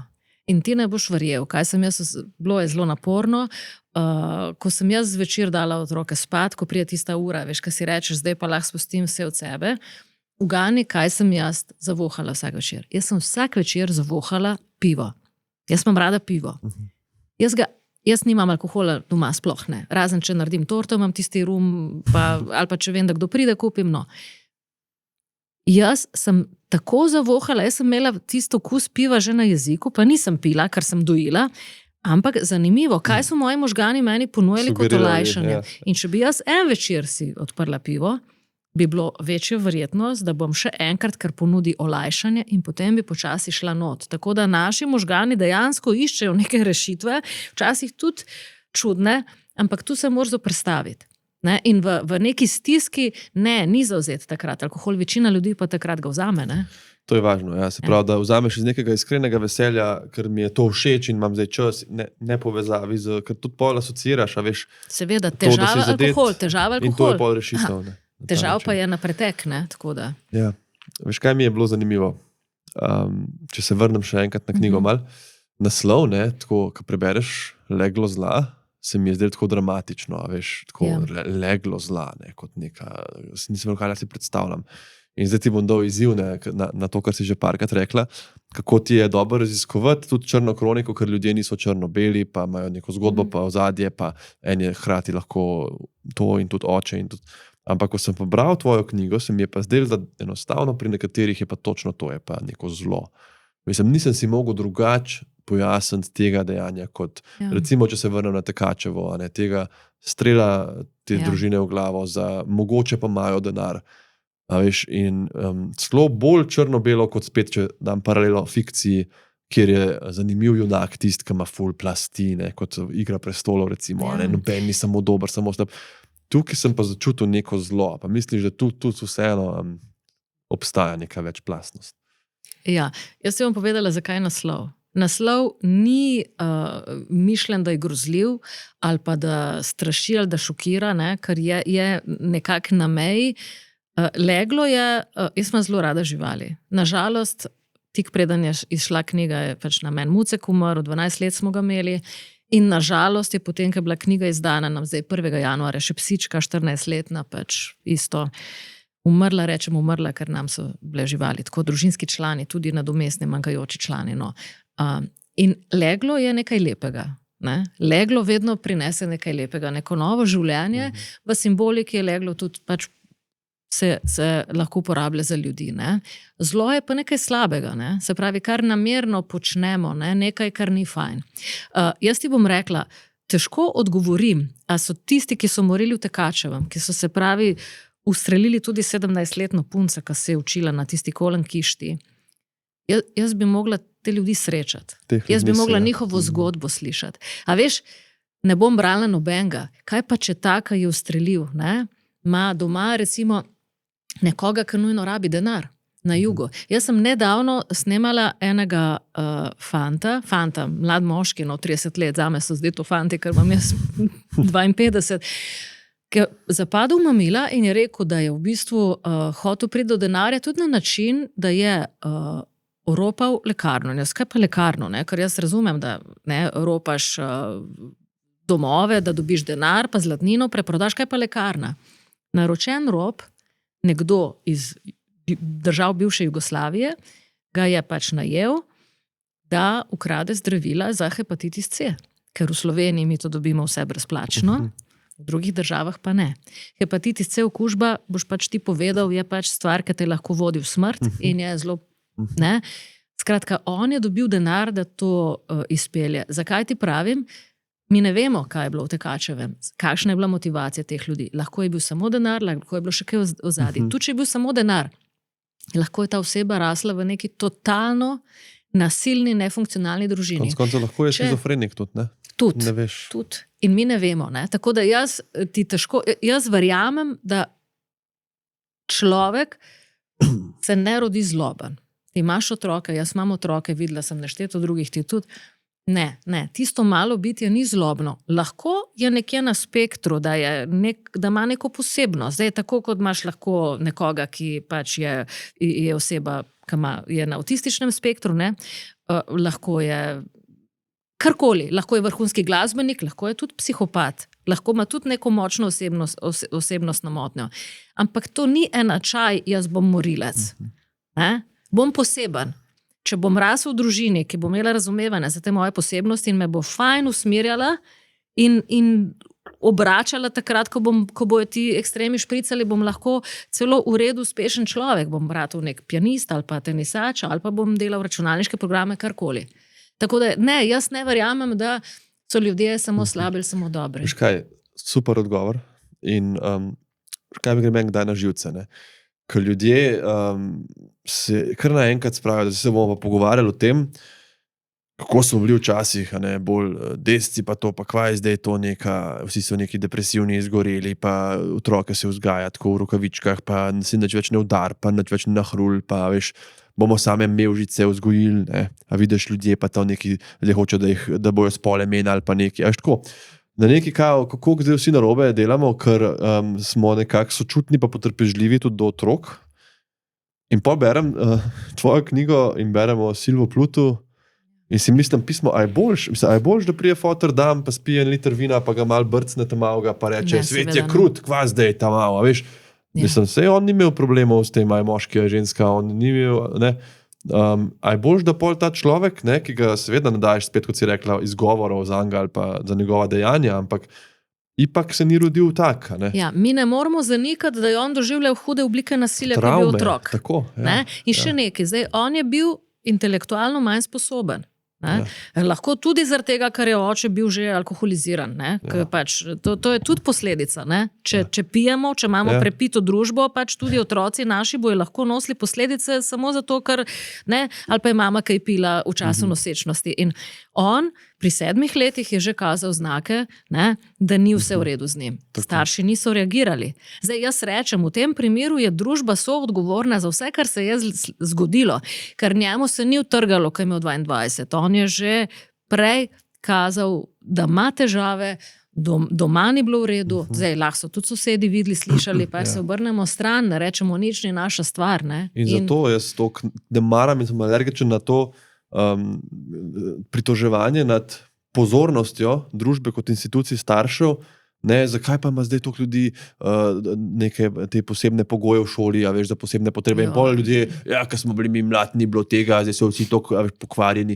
Ne pokvarjeni, a veš, ti zdaj iščeš fragilne ljudi in jih podpiraš in mogoče bo nek fant se zjoku, pa bo imel stisko, pa bo rabo psihiatra, a veš, še dober, mogoče bi pa pred 20 leti postal dobesedno serijski morilc od teh pritiskov, a veš. Jaz mislim, da je to zelo narobe. Naša družba spet, to se tolče, tako, ko bi bili pohujšane dolini šentflorjanske. Dajmo čez vse tolče, vse je neumno. Ne, ni res. Zelo je prav, da smo kot družba senzibilni. Tako, to je ta beseda, posebnost. Ampak kaj manjka v tej družbi in pri določenih starših, in to je zelo spet na splošno težko govoriti, je, da so dosledni in da pač otroci vejo, kaj je prav in kaj je narobe, in da otroci vejo, kdo je starš.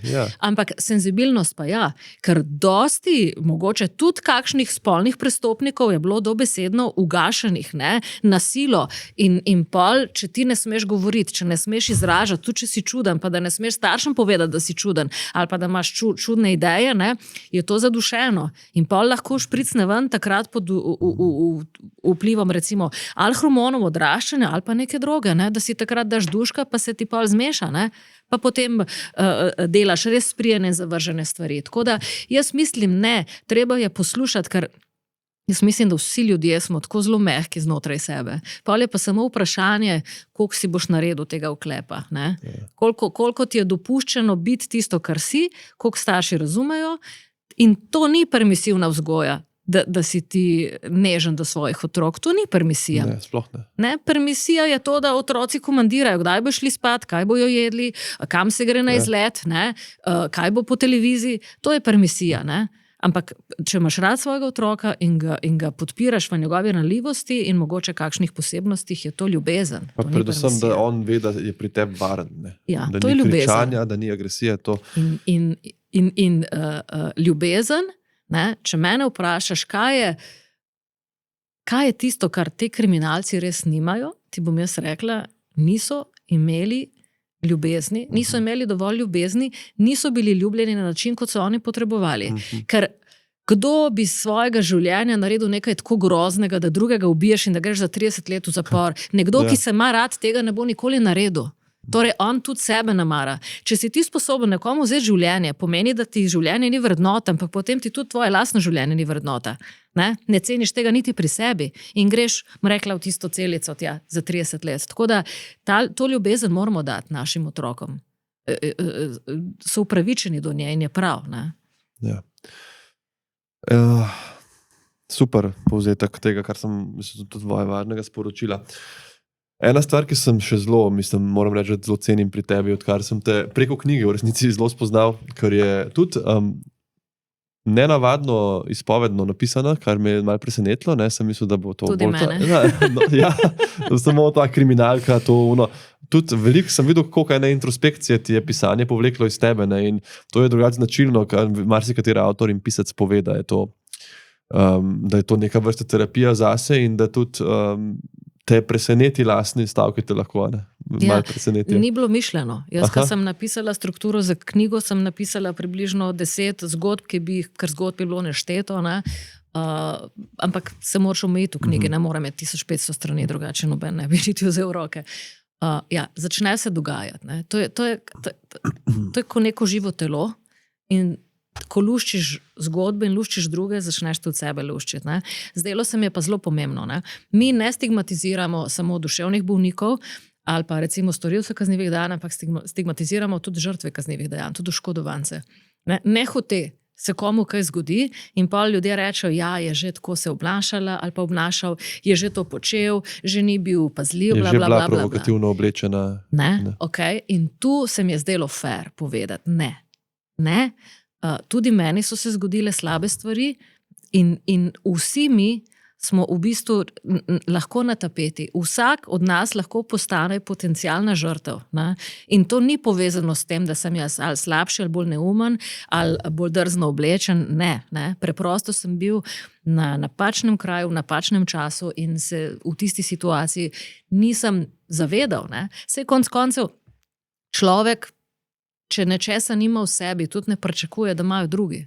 Ti se lahko braniš za stvari, za katere veš, da obstajajo. Zato tudi pravim, da je knjiga dragocena. Meni je rekla ena mama, to bi jaz dala, pa ne da delam reklamo knjigam, ampak jaz bi to dala, da mladi preberejo v srednji šoli, da vejo, da dobijo en uvid v stvari, kaj vse je potencialno nevarno za enega mladega človeka, danes še bolj. Ja, tudi zato, ker imaš te teme droge, alkohola, ki si ljudje ne predstavljajo. Mislim, to res, jaz bi tudi to dal, poleg tega je pa napisano na način, da jo mladi bi prebrali, ker ko daš mlademu človeku v roko, nekaj mora biti tudi malo berljivo pa napeto, kar veš, pomaga. Pa enostavno. Jaz v bistvu, se pravim, ni kompleksno pisana, ni tisto, da bereš 30 strani, pa ne veš, kjero ime. Jaz sem tudi storilce kaznivih dejanj anonimizirala, to pa ne, da bi ščitila samo njih. Konec koncev, jaz verjamem v resocializacijo. Jaz verjamem, da kdor želi, ko pride v naš zaporski sistem, ker zapor pri nas kazen ni samo to, da kaznuje. Mi nismo Amerika, hvala Bogu, ker je povratništvo 70%, ker jih samo zaprejo in pridejo van še hujši. Ker človek nekaj mora početi. Naš sistem je navajen na resocializacijo. To je sicer boleče za oškodovance, ker če ti nekdo nekoga ubije, je ni kazni. Jaz bi ga dala 1500-krat na giljotino vsak dan in ni dovolj. Razumeš? Ne? Jaz razumem pozicijo žrtve in oškodovancev in bi jaz isto razmišljala kot oni, ampak kot družba moramo razmišljati drugače. To je tako, jaz rečem, kot cepivo za COVID. Ne? Je imelo na posameznikih določene posledice, ampak družba mora razmišljati, kaj je v največje dobro družbe, celotne družbe, ne posameznika. Družbo sestavlja količina mnogih ljudi in tako je za zaporom, ampak hočem reči, da zdaj sem izgubila nit, oprosti, vidiš, zdaj sem pa zaplavala, govorila sem o resocializaciji in o tem, da dejansko stigmatiziramo, zdaj sem se izgubila. To si rekla, se pravi, da žrtev morda ne bo tega sprejela, da mi hočemo tega, ki je njenega moža ubil, spraviti nazaj v družbo, je pa prav, da to delamo, na ta način si rekla. Ja. Se pravi, da so naši zapori usmerjeni v to, ne samo, da enega vržeš pa pozabiš, ampak da bo prišel. Da ga skušajo predelati. In tu pravim, da mi moramo kot družba, dokler nisi v neki aktivni vlogi, v nekem kazenskem procesu, moraš sprejemati te stvari in skušati razumeti. Nič nam ne pomaga, da mi zapremo nekoga 30 let. To je najdražje in tudi obsojenci, oni delajo. Večina njih dela 8 ur na dan, ne dobi plače, dobi tisto nagrado in pomeni, da si kupijo pač nekaj v tistih. Skratka, ti ljudje se vrnejo. Ti ljudje se bojo jutri vrnili domov. Tu, če je 30 let tudi mine. Tu, če je doživljenjska, zdaj imamo eno dosmrtno kazen izrečeno, ampak ko je dosmrtna kazen v Sloveniji, po 25 letih imaš možnost pogojnega odpusta. Pač pri nas to ne obstaja. Mi se moramo zavedati, ljudje se vračajo v družbo, pa ne samo to. Tudi, če so 30 let zaprti, imajo lahko stike s svojci. In zelo pomembno je, kako družba z njimi ravna, ker nekdo, ki je zaprt in ima doma 2 otroka, tudi iz zapora na nek način lahko vzgajate dva otroka in če bo on traumatiziran in če bo družba zelo brutalna do njega, bo on to prenesel otrokom in bosta te dva otroka rasla za to zamerost, to jezo in obstaja verjetnost, da bosta v določenih okoliščinah ravnala podobno, kot je ravnal starš, ne? Ker mi imamo te vtise. Dostikrat v nekem afektu ravnamo z nekim avtomatskim pilotom in to je tisto, kar smo si zapomnili, ko smo bili najmlajši, ko je bilo zunaj našega. Tako da nam mora biti v interesu, da razumemo, da so ti ljudje še vedno del naše družbe in kakšen človek bo prišel iz zapora, kaj mi želimo, kaj mu mi želimo povedati. Ne? Zdaj povem primer, ne? Ljudje se ne strinjajo dostikrat z mano, jaz se pravim, vsakim prispevkom dobim nove prijatelje, nove sovražnike, ampak pač to je cena, sprejmem jaz to. Recimo, da nekdo nekoga posili, ne? Zelo grozno kaznivo dejanje in ima dalekosežne posledice, ampak kaj naredimo kot družba, kaj pa rečemo zdaj, naj nekdo na silo posili njega, da vidi, kaj je naredil. Ne? Ker če bo nekdo posilil njega, on ne bo več v vlogi storilca, ki se mora popraviti, ampak bo žrtev. Ker bo doživel isto in ne bo več imel naloge popraviti sebe oziroma razumeti zavržnost in koliko je to dejanje narobe, ampak bo pozicija žrtve. Se pravi, če bi mi samo kaznovali ali pa ravnali zob za zob, bi bili enaki. Ne? In potem ne bi pričakovali obžalovanja in tega občutka, da skuša oseba ravnati drugače. Popraviti napake ne more, nobeno napako ne more. Jaz, če tebi razbijem mikrofon, se moram popraviti. Ne? Bo prišel nov mikrofon, se ti bomo pravičili, ampak kar je narejeno, mi ne moramo za nazaj popravljati, lahko pa za naprej. Ta rek je, oko za oko in ves svet bo slep. Ja. V resnici. In tukaj je, jaz sem to, veš, ko vzdraščaš, pa sem študiral medicino, sem imel dobrega prijatelja iz prava in sem imela velike te debate, o tem, ko sem prej Mina govorila, meni ni šlo skupaj, zakaj izločajo dokaze, če je jasno, da je kriv in tako. In on mi je takrat večkrat dopovedoval, tudi o teh kaznih pa to. Ni prav, da da sodbo tak, ki je najbolj čustven, ker tebi se kdaj zdi to, kot si rekla, to bi bilo fair, ne vem, mene je posilo, torej jaz bom zdaj povedal, kaj se z njim zgodi. Sodi un, ki je najbolj objektiven, pa mogoče se tebi zdi ne fair. Ne? Jaz sem tudi enkrat znoril, ko sem prebral, da je nek pijan človek ubil dve mladi ženski na prehodu za pešce in je dobil, mislim, da 8 let, takrat je bilo to v novicah.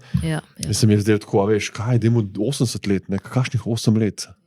A veš, in ne razmišljaš ti nekaj objektivno v smislu te resocializacije človeka, ti razmišljaš, kako ga bomo uničili tega prasca. Ne? A veš, in to je narobe. Ti vsem, to kot zdravnik, ne? A veš, meni pripeljajo 2 poškodovanca, ta je tega skoraj ubil, ko ga je toliko pretepil, pa so pa njemu, ko so ga uklepali, so mu pa, ne vem, ga malo popraskali, pa rabta pomoč. A veš, jaz, ne, a veš, kako ti je, ne smeš soditi v resnici, ne? Ti moraš to obeh in pomagati. Ne? In če so mu preklicikali tle arterijo, pa je bolj oškodovan, boš mogel najprej temu in te bo on med tem mogoče, ne vem, kaj vse nam govorijo. Veš, mi imamo veliko tudi z drogami in alkoholom opravka na urgencah. Nisi ti tam, da se kregaš, nisi ti tam, da mu rečeš, kaj zdaj, boš še malo počakal, zdaj, ko si bil nesramen doma. A veš, ne vtikaš, objektivno, to bo sodil nekdo drug. Ne? In tukaj je to važno, to je razvit svet, to je država, kjer hočemo živeti. Ne? Veš kaj, to še bi te vprašal, pogum. To sem jaz bral, sem rekel, ti si zelo pogumna ženska. Ja, mislim, že sam ti, itak dober, tam si v teh diskurzih, se vedno so te policisti blizu, pa verjetno v zaporih, tudi temu, ki se resocializira, ni v interesu, da te napade, ampak kakorkoli, večkrat napišeš, da ti je kdo rekel, ne vem, se vidimo zunaj, pa takrat, ko si snemala ene svojce, pa ti je rekel en sodelavc, to družino si upala, to pa se mi zdi tako pismo. Ne veš, ne? Veš, iskreno ne veš. Ne veš in jaz skušam verjeti, da še vedno nisem nobenemu toliko stopila na čevelj, da ljudje razumejo, zakaj tudi so novinari. Ne veš pa točno, veš, kaj bi se dejansko lahko zgodilo. Tudi ko smo snemali z Morilci, recimo, vsi so bili pravosodni policisti, ampak niso bili čisto en meter stran. Si napisala, ne? In to pri tistemu, kam je bilo najbolj strah.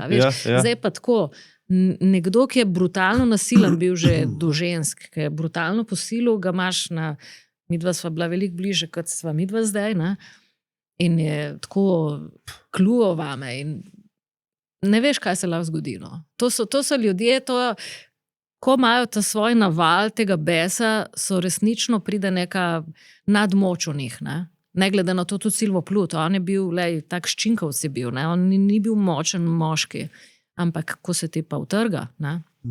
Pa prideš v tisto, pa dobiš nenaravno moč. Tako da, ja, recimo, mogoče, ja, da je to res neke vrste pogum, ne? Ja, da gremo v te situacije, ampak pa čutiš adrenalin takrat najbrž, ko si v tem pogovoru, ali si v nekem flow, ne, kot ta nek čutiš športnike tudi jaz imam vedno isto pot, ne. Tudi, ko sem danes prišla k tebi. Jaz sem oseba, to mi težko verjamem, ampak sem zelo introvertirana. V prostem času asocialna. Jaz sem vedno vizualizirala že kot otrok, da bom šla nekam v visokogorje, bom zelo imam rada mleko pa sir in da bi jaz imela tam ovčke in delala sir in tako. Daleč od vsega, ker če si daleč od vsega, si tudi daleč od vsega slabega, ne? Ne samo. Tako da sem dosti zaprta oseba in vedno, ko gremo v neke nove situacije, čutim neko tesnobo. Zato je tudi nenavadno, da sem pristala v ta poklic, ali pa to zame terapija, ker moram vedno v nove situacije, da se ne zabubim kam. Tudi, ko sem prišla k tebi, čutim neko tesnobo. To ni strah, ampak malo tenzija pred nepoznanim, ne? Ko si malo gledam prostor, v redu, jaz se sprostim. Takrat sem čutila strah, ker veš, greš k serijskemu morilcu, ko veš, kaj je naredil. Ni enostavno in je bila napetost, ampak to je pa tisto novinarsko, veš, to je zgodba in veš, da boš dobil in slišal stvari, ki jih želiš, ki zanimajo vse, ki zanimajo tudi tebe in to premaga. Ne? Skušati razumeti, zakaj. Sej, a veš, na nek način sem si odgovorila, nisem dobila vseh odgovorov, sej on mi jih tudi ni vedel posredovati, ker ni imel takega upogleda sam vase, samo uvida, to so osebe, ki ne razmišljajo na ta način, ampak dobila sem ene informacije, ki so pomembne in mislim, da je pomembno jih tudi posredovati naprej. Tako da to me nese, ne? Se pravi, ta zgodba je pomembna, tu hočem priti malo globlje. Ne? Kako pa ob vsem tem, kako recimo se odklopiš, počivaš, razbremeniš? Jaz imam eno veliko srečo, da rada spim in tudi znam dosti spati in ko sem najbolj v stresu, ima moj organizem in to je res darilo, ne? Ker ljudje so pa včasih sem nespečna, izjemoma. Drugače pa moje telo in to so neki mehanizmi, mi pride na pomoč, da ko doživim res nek hudi stres ali neko bolečino, zaspim in grem spat. Ne? In to je res... To je pa najbolj direkten in lušen odgovor, ki sem ga kdaj dobil. Odkrat sprašujem ljudi, kako počivaš, spim, pač res mi je fajn. To je res. Super, hvala ti za to. To imaš res srečo, ja? Res. Jaz to tudi spim. Ja, tako da to je ena stvar. Drugo, v bistvu dobro, zaradi operacije hrbta pa tega mojega stanja sem bila zdaj zadnjih par let telesno bistveno manj aktivna, rada se sprehajam, jaz živim v Ljubljani blizu Žal, kako zanimivo. Ja, ti si res filmski lik. Ampak je tam mir, takle park je okoli in se s hčerami zelo rade sprehajamo, skratka naredim tak krog, hoja. Drugače imam pa pol take bizarnosti. Ne? Zjutraj vstanem, jaz zgodaj vstajam in potem si skuham kavico, zelo rada imam kavo, belo kavo, pijem tisto kavo in pol grem seveda na ta Instagram, ne, to sem jih včeraj inštalirala, nisem tako pametna, ampak tam je en kup enih takih neumnih videov, kakšni bolj okorni ljudje, ki padejo po toboganih, se spotaknejo, dva se poročita, pa se zruši, pa padeta v vodo. Ja. Potem so hecni videi z živalmi, potem imam neko video, ki sem enkrat ene palčke gledala, ki so bili neki palčki heavy metalci, mislim, pretlikavci, no, ne vem kako, nočem grdo reči, ne. Ja, okay. Snemajo sami sebe, hčere so rekle, kaj te ni sram, mami, vsega pa oni sami sebe snemajo, oni delajo norce same sebe, jaz jim gledam in jim dajem pač denar, v bistvu jim delam dobro. Ampak ko enkrat ti gledaš eno stvar, ti pol stalno tisto pošilja, tako da dobivam zelo redno pač tole, rada gledam tudi kakšne serije, ampak zanimivo, sproščam se z takimi butastimi filmi, ne? Gledam rada tudi resne, zanima me življenjske zgodbe, ne? Drugače pa ne maram dosti teh kriminalk, tu pa tam pogledam thriller, veš kaj, ko je po televiziji, ne? Ko je, če so neki, gledala sem še par zelo dobrih filmov, zelo dobrih, ampak je bilo to nasilje tako prikazano na tako realističen način, da je mene zabolelo. In jaz, ko so ti prizori, občutim drugače, kot recimo nek poprečen gledalec.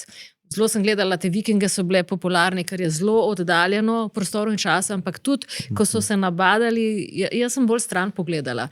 Dejansko to nasilje sem videla, pač v živo doživela, vem, kaj to pomeni in ne morem ga gledati na platno. Tako da sproščam se na take. Zelo rada imam druženje z otroci, z družino, s prijatelji. Veliko mi pomenijo, največ mi pomenijo odnosi. Tako da je to tisto, kar mene polni. Vidiš, jaz tudi ne moram gledati. Mislim, ne maram, nisem nikoli užival v medicinskih dramah, ampak tukaj pa iz drugega razloga, ker so premalo podobni temu, kar delam, ne preveč, tako kot pri tebi. Čeprav House je bil pa moj spodbuda, da sem šel v medicino, no, tako da vidiš, kaj delajo, kakšne dobre serije. Ja. Ena od spodbud. No. Ja, no fajn.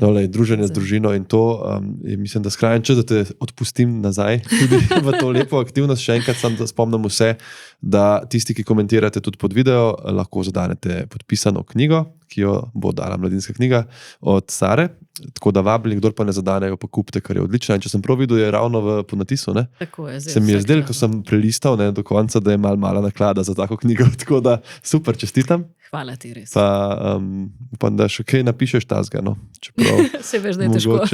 Ja, ne vem, rekla si, da imaš še veliko zgodb. Tako da, tako da zelo zanimivo. Ali pa kaj drugačnega. Jaz vsaj, ki piše, spodbujam, če ne drugače, zato, ker ima tudi, kot si rekla, neko terapevtsko sposobnost. A pišeš naprej? Pišem, jaz pišem v bistvu in dobim stvari tudi tako. No. To resnično je terapevtsko. Tako da napišem kdaj kaj, tako da so neki fajli se sestavljajo. No, a bo to knjiga? Kaj? Ja, tako da hvala Mora ti. Biti. Res. Hvala še enkrat. Hvala vsem, ki ste poslušali. Pa imejte lep, krasen preostanek dneva.